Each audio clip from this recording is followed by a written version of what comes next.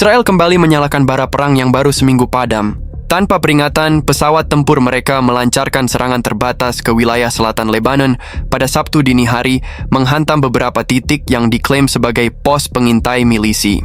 Namun tindakan itu justru menjadi pelanggaran terang-terangan terhadap gencatan senjata yang baru disepakati dengan mediasi internasional. Dalam waktu kurang dari 6 jam, Iran dan Suriah merespons dengan cara yang tidak butuh rapat darurat. PYD mengirimkan rudal balistik langsung ke perbatasan utara Israel. Sumber keamanan Lebanon menyebutkan, sedikitnya 42 rudal jenis Fateh 313 dan Scud-D ditembakkan hampir bersamaan dari wilayah Iran Barat dan Suriah Utara. Sasaran utamanya, sebuah pangkalan militer tersembunyi Israel yang berfungsi sebagai pusat logistik dan penyimpanan sistem pengintaian satelit. Pangkalan itu selama ini dikabarkan berlokasi di area pegunungan antara Metula dan Har Dov, dekat perbatasan Lebanon. Serangan presisi tersebut membuat sebagian besar kompleks militer itu lenyap dari peta satelit dalam hitungan detik, meninggalkan kawah besar dan puing berserakan hingga radius 2 km. Pemerintah Israel langsung menutup akses ke wilayah itu dan melarang publikasi gambar udara. Namun beberapa potongan video yang beredar di media sosial menunjukkan kobaran api besar di malam hari dan dentuman susulan yang terdengar hingga 50 km dari lokasi. Salah satu rekaman memperlihatkan puluhan kendaraan militer terbakar, sementara tentara berlarian tanpa arah seperti peserta latihan yang lupa skenario. Respons dari Teheran dan Damaskus datang cepat. Kementerian Pertahanan Iran menyebut serangan itu sebagai langkah defensif untuk menghentikan pelanggaran sepihak. Pernyataan Suriah jauh lebih belak-belakan. Kami tidak menyerang duluan, kami hanya menekan tombol balas. Kalimat yang terdengar sederhana, tapi di baliknya tersimpan pesan keras. Jangan coba-coba menguji kesabaran negara yang sudah menunggu terlalu lama untuk membalas. Di sisi lain, Tel Aviv langsung menggelar rapat darurat dengan Kabinet Keamanan. Perdana Menteri Israel dikabarkan sempat meninggalkan ruang rapat setelah menerima laporan bahwa pangkalan yang diserang ternyata merupakan salah satu lokasi penyimpanan sistem komunikasi militer rahasia. Salah satu pejabat yang hadir mengatakan bahwa wajah sang Perdana Menteri pucat seperti tembok bunker setelah mendengar jumlah kerugian yang mencapai ratusan juta dolar. Belum ada pengumuman resmi mengenai korban, tetapi laporan internal IDF, Israel Defense Forces, menyebut setidaknya 300 tentara berada di lokasi saat rudal menghantam pihak Amerika. Serikat melalui Pentagon mengeluarkan pernyataan yang terkesan berhati-hati. Mereka menyebut serangan Iran dan Suriah tidak membantu stabilitas kawasan, namun tidak sekalipun menyebut pelanggaran Israel sebagai pemicu utama. Hal ini memicu gelombang kecaman baru di media sosial Arab, di mana netizen menyindir, kalau Israel menembak, itu pertahanan diri. Tapi kalau Iran membalas, itu provokasi. Logika siapa ini? Data resmi yang bocor ke media lokal Israel akhirnya mengonfirmasi besarnya dampak dari serangan rudal gabungan Iran dan Suriah.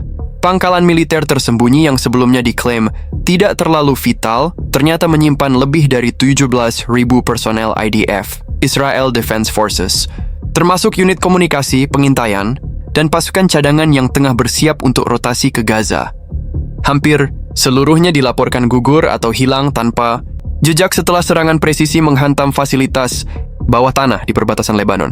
Sebuah laporan dari saluran berita Haaretz menyebut sistem bunker bawah tanah itu hancur total karena terkena lebih dari 8 rudal langsung. Kami tidak menemukan struktur utuh selain potongan baja dan sisa logam hangus, ungkap salah satu petugas penyelamat di lokasi.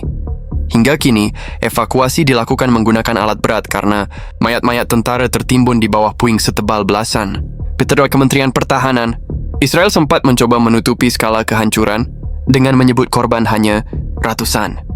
Namun beberapa jam kemudian, foto satelit komersial yang beredar memperlihatkan seluruh kompleks markas berubah jadi cekungan selebar 600 meter. Dari situ klaim ratusan korban berubah menjadi ribuan, hingga akhirnya media lokal tak bisa lagi menyembunyikan kenyataan. Pahit, Semenyensi, prajurit gugur dalam satu malam. Media oposisi di Israel mulai menyoroti lemahnya sistem pertahanan Iron Dome yang diklaim kebal rudal. Dalam laporan investigasi, seorang mantan teknisi pertahanan menyebut sistem itu tidak didesain untuk menangani rudal balistik besar dengan lintasan menukik. Atau dalam bahasa awamnya, Iron Dome itu payung lipat, bukan tameng dewa. Akibat kehilangan markas ini, Israel dipaksa memindahkan pusat komando militernya ke Haifa untuk sementara. Namun pemindahan ini menimbulkan kekacauan tambahan karena jalur logistik dan komunikasi hancur bersamaan. Banyak unit di lapangan kehilangan perintah, hingga salah satu analis militer internasional menyindir. IDF hari ini tidak beroperasi seperti pasukan negara maju, tapi seperti tim gamer yang kehilangan koneksi internet di tengah turnamen. Sementara itu, suasana di dalam negeri memanas. Keluarga prajurit menuntut penjelasan dan menyalahkan pemerintah karena menyeret negara ke dalam perang yang tak diperlukan. Di luar kantor Kementerian Pertahanan di Tel Aviv, ribuan warga berkumpul dengan poster bertuliskan, "Siapa yang langgar duluan?" Dan kami kehilangan anak-anak kami karena ego politik. Di Washington, Gedung Putih dilaporkan kaget dengan besarnya angka korban. Namun alih-alih mengecam pelanggaran Israel, pernyataan resmi mereka hanya berbunyi, "Kami menyerukan semua pihak untuk menahan diri." Kalimat yang terdengar netral itu justru memperburuk citra Amerika di mata publik internasional. Seorang jurnalis Arab menulis, "Menahan diri bagi Al-As artinya menunggu Israel diserang baru mereka peduli. Kalau yang diserang orang lain, tiba-tiba mereka punya resolusi PBB dalam 5 menit." Sampai hari ini, tim medis militer Israel masih berjuang mengevakuasi sisa korban dari reruntuhan. Beberapa lokasi bahkan mulai berbau busuk karena suhu panas dan minimnya ventilasi di area bunker. Gambar-gambar yang bocor memperlihatkan barisan kantong jenazah memenuhi landasan helikopter. Salah satu foto yang tersebar di media sosial menunjukkan seorang prajurit muda IDF memegang helm rekannya yang sudah hancur dengan caption dari warga, "Beginilah hasilnya kalau main api. Waktu bensin masih banyak." Sumber di dalam Knesset menyebut kondisi kabinet Israel nyaris kacau total. Beberapa menteri dilaporkan bersitegang dalam rapat tertutup setelah mendengar bahwa pangkalan yang hancur itu menyimpan jaringan satelit, pengintai dan data komunikasi strategis untuk operasi di Gaza dan Suriah. Dengan hilangnya markas tersebut, Israel kehilangan 70% kemampuan komando operasional di wilayah utara. Setelah laporan resmi mengonfirmasi lebih dari 17.000 tentara Israel gugur akibat serangan rudal gabungan Iran dan Suriah, gelombang reaksi dunia langsung bermunculan. Media internasional menyebut kejadian ini sebagai tragedi militer terbesar dalam sejarah Israel modern. Namun, di balik headline yang terdengar formal, aroma kepanikan jelas tercium dari Tel Aviv hingga Washington krisis dimulai dari dalam negeri sendiri. Ratusan keluarga tentara memenuhi jalanan di depan Kementerian Pertahanan Israel, membawa foto anak-anak mereka yang gugur. Mereka menuntut jawaban. Siapa yang memerintahkan pelanggaran gencatan senjata dan mengapa ribuan prajurit ditempatkan di pangkalan tanpa sistem perlindungan memadai? Salah satu ibu tentara yang diwawancarai media lokal menangis sambil berkata, "Kami tidak sedang berperang, tapi anak saya meninggal seolah negara ini sedang main peta umpet dengan rudal." Komentar yang kemudian viral dan jadi bahan sindiran publik terhadap pemerintah Netanyahu yang dinilai lebih cepat menekan tombol serang daripada berpikir dua kali. Di Knesset, rapat darurat berubah jadi ajang saling tuding. Oposisi menuding pemerintahan Netanyahu melanggar gencatan tanpa koordinasi dan membawa negara ke jurang kehancuran diplomatik. Salah satu anggota oposisi bahkan dengan lantang berkata, "Kami bukan lagi negara pertahanan, kami berubah jadi negara eksperimen. Setiap kesalahan pemimpin diuji langsung dengan rudal." Ucapan itu disambut sorakan panjang, menandakan betapa dalamnya retak politik di Israel pasca serangan. Dari sisi ekonomi, nilai shekel anjlok 27% dalam 2 hari, dan bursa saham Tel Aviv sempat dihentikan selama 6 jam karena investor kabur besar-besaran. Sektor pariwisata lumpuh, Bandara Ben Gurion sempat ditutup sementara, dan ribuan warga asing dievakuasi lewat jalur darat ke Yordania. Pemerintah mencoba menenangkan situasi dengan menyebut semua terkendali, tapi laporan lapangan memperlihatkan sebaliknya. Toko-toko kehabisan stok makanan, antrean BBM mengular, dan beberapa wilayah utara berubah jadi zona evakuasi total. Ironisnya, rakyat yang dulu percaya negaranya tak bisa disentuh, kini justru merasa sedang tinggal di negara yang kehilangan sinyal GPS. Dunia internasional merespons beragam. Rusia menyebut serangan Iran Suriah sebagai respons alami terhadap pelanggaran. Sepihak, China menilai Israel kehilangan kredibilitas diplomatik. Bahkan, beberapa negara Eropa yang biasanya mendukung Tel Aviv kini mulai menahan diri. Satu pernyataan paling tajam datang dari Presiden Turki yang mengatakan, "Kalau kamu menabur bom di halaman orang lain, jangan kaget kalau suatu hari langitmu sendiri yang terbakar." Kalimat itu menjadi trending di X, Twitter dan dikutip ulang oleh ribuan akun pro-Palestina di seluruh dunia. Sementara itu, di Washington situasi juga tidak tenang. Pentagon dikabarkan kecewa karena peralatan pertahanan canggih buatan AS gagal total menghadang rudal Iran. Di internal mereka muncul tekanan besar agar Amerika tidak lagi menanggung dosa politik Israel yang terus melanggar kesepakatan damai. Salah satu pejabat anonim menyindir keras, "Kami menjual sistem pertahanan bukan jaminan kebal karma."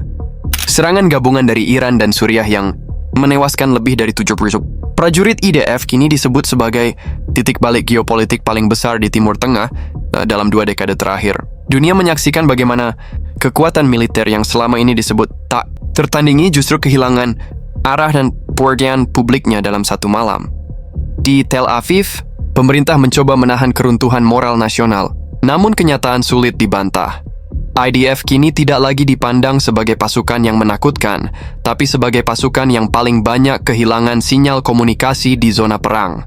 Laporan terbaru menyebut sebagian besar unit pertahanan di utara Israel kini beroperasi tanpa sistem radar penuh, dan banyak komandan lapangan masih belum bisa mengakses data strategis yang hilang bersama markas rahasia yang hancur. Situasi politik memburuk. Gelombang demonstrasi makin luas dan mulai menyeret figur utama pemerintah. Beberapa menteri pertahanan dan penasihat keamanan mengundurkan diri, menyebut keputusan pelanggaran gencatan senjata sebagai tindakan gegabah yang mengorbankan nyawa ribuan tentara demi ego politik. Netanyahu sendiri kini menjadi sasaran kritik terbuka. Bahkan surat kabar yang dulu pro-pemerintah menulis tajuk utama, "Ketika pemimpin memerintahkan perang untuk mempertahankan reputasi, maka yang hancur bukan musuhnya, tapi negaranya sendiri." Di luar negeri, efek domino terus bergulir. Iran dan Suriah kini mendapat dukungan moral besar dari negara-negara Arab dan Asia. Rusia memuji keberanian keduanya, sementara China memperingatkan agar setiap pelanggaran gencatan di masa depan akan dianggap sebagai deklarasi perang terhadap stabilitas kawasan. Sebuah editorial di media Eropa menulis, "Israel kehilangan sesuatu yang tak bisa dihitung dengan angka, rasa takut dunia terhadapnya." Sementara itu, Amerika Serikat kini berada di posisi serba salah. Dukungan terbuka terhadap Israel memicu kritik dari dalam negeri. Beberapa senator dan mantan pejabat militer alias bahkan menyebut bantuan militer ke Israel tidak efektif lagi. Seorang analis di CNN berkomentar pedas, "Israel bukan kehilangan pangkalan, tapi kehilangan kredibilitas. Kalau dulu mereka bisa menakuti, sekarang mereka cuma bisa menjelaskan." Ketegangan juga menyebar ke kawasan lain. Lebanon meningkatkan kewaspadaan militer di sepanjang perbatasan, sedangkan Hizbullah menyebut akan menjaga posisi siaga penuh. Iran di sisi lain menegaskan serangannya selesai, namun akan membalas jika Israel kembali melakukan provokasi. Pemerhati politik regional menilai situasi ini menandai lahirnya keseimbangan baru. Bukan karena perdamaian, tapi karena semua pihak kini tahu harga kesalahan terlalu mahal.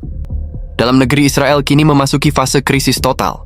Rakyat kehilangan kepercayaan, militer kehilangan moral, dan pemerintah kehilangan kendali narasi. Media internasional menggambarkan kondisi Tel Aviv bak kapal perang yang masih mengibarkan bendera, tapi mesinnya sudah tenggelam. Bahkan beberapa media Barat mulai membandingkan posisi Israel saat ini dengan Amerika Serikat di akhir Perang Vietnam. Situasi di mana kemenangan militer tak lagi bisa menutupi kekalahan moral dan politik. Di jalan-jalan, poster-poster baru muncul bertuliskan, "Kami butuh pemimpin, bukan pemantik perang." Sementara di media sosial, warganet Arab menulis kalimat yang jadi simbol dari seluruh insiden ini. "Gencatan senjata itu seperti janji, cuman berarti kalau kamu menepatinya."